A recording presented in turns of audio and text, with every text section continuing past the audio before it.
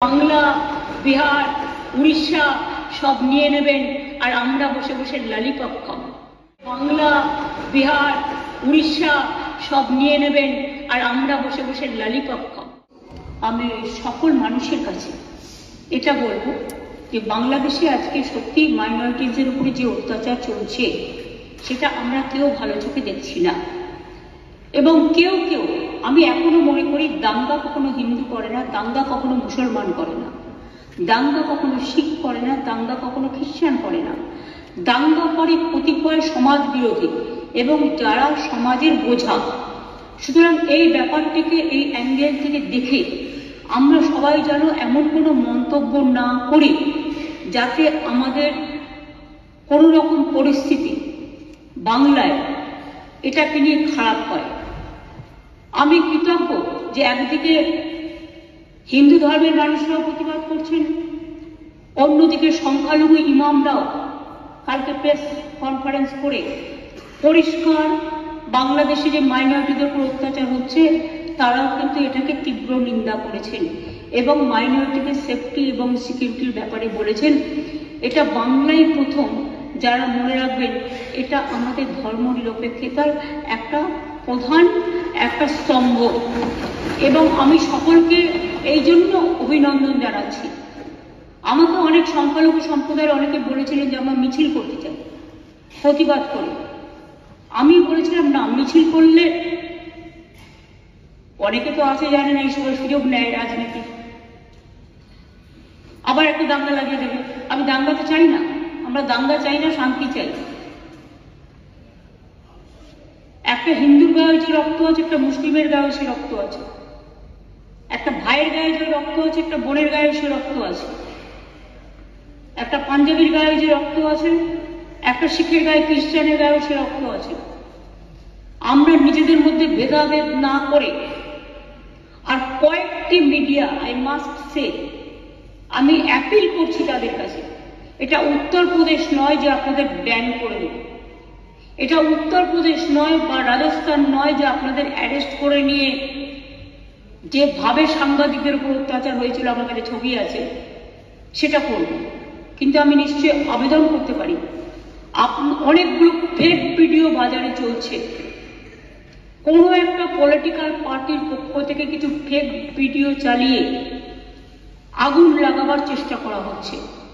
Please দয়া করে, অনুগ্রহ করে উভয় সম্প্রদায় এর থেকে বিরত থাকুন। আমরা কেউ কিন্তু কারো পক্ষে নয়, সবাই কিন্তু সবার পক্ষে, এটা মাথায় রাখতে হবে।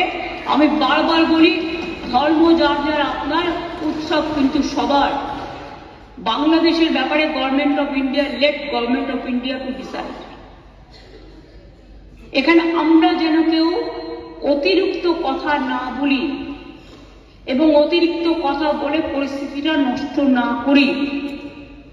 যারা ভাবছেন এটা নিয়ে রাজনীতি করবেন তারা জেনে রাখুন, ওটা করতে গেলে আপনার রাজ্যেরও ক্ষতি হবে, ওখানেও যারা আমাদের বন্ধু বান্ধবরা আছে, ভাই বোনেরা আছে, তাদেরও ক্ষতি হবে। আমরা এটা চাই না।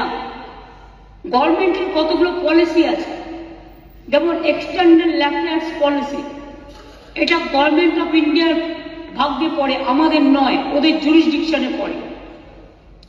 অনেকে ওপার বাংলা থেকে এপার বাংলা আসতে চাইছে কিন্তু তারা ঢুকতে পারছে না। আমাদের কোনো আপত্তি নেই, কিন্তু সেখানে বর্ডার সিকিউরিটি ফোর্স দায়িত্ব নিয়েছেন, তারা আসতে দেবে কি দেবে না এটা তাদের ব্যাপার, সেই নিয়েও আমি কোনো কটু মন্তব্যে যাব না। কিন্তু যাদের টাকা আছে, পয়সা আছে, ভিসা আছে, পাসপোর্ট আছে, তারা তো প্লেনে চলে আসছে। প্লেন তো আসছে, প্লেন তো চলছে, ট্রেন তো চলছে, কিন্তু গরিব মানুষগুলো যাদের কাছে হয়তো কিছু নেই, তারা আসতে গেলে পারছে না, তারা বাধা পাচ্ছে বিএসএফ এর কাছে।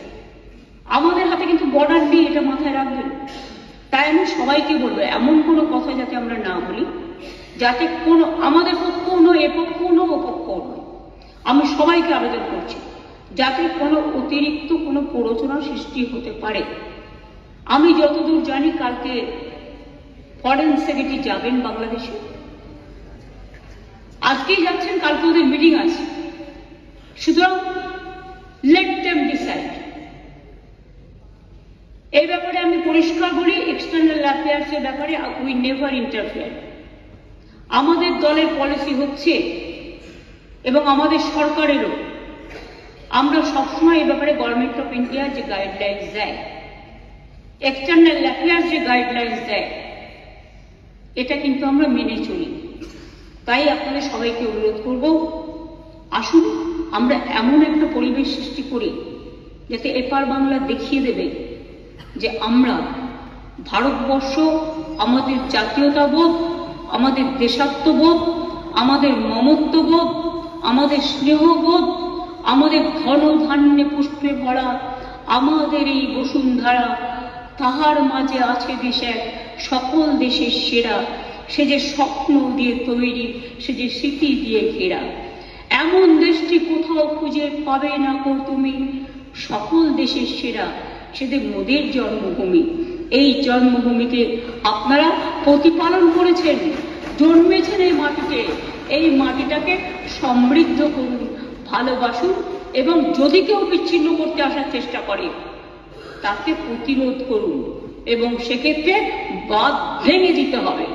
আর যারা কেউ কেউ বলছে বিহার দখল করব, উড়িষ্যা দখল করব, আমি বলি ভাই, ভালো থাকবেন, সুস্থ থাকবেন, সুন্দর থাকবেন, কিন্তু এত বড় হিম্মত আপনাদের কেন? কারণ নেই যে বাংলা, বিহার, উড়িষ্যা সব নিয়ে নেবেন আর আমরা বসে বসে ললিপপ খাবো। এটা ভাববার কোনো কারণ নেই। আমরা যথেষ্ট সচেতন নাগরিক এবং আমরা যথেষ্ট সক্রিয়, কিন্তু আমরা ধৈর্যের পরীক্ষা দিই। তার কারণ এটা আমরা রবীন্দ্রনাথ ঠাকুরের কাছে শিখেছি যে আগুনের পরশমণি ছোঁয়াও প্রাণে, এই জীবন পূর্ণ করো, এই জীবন পূর্ণ করো, এই জীবন পূর্ণ করো।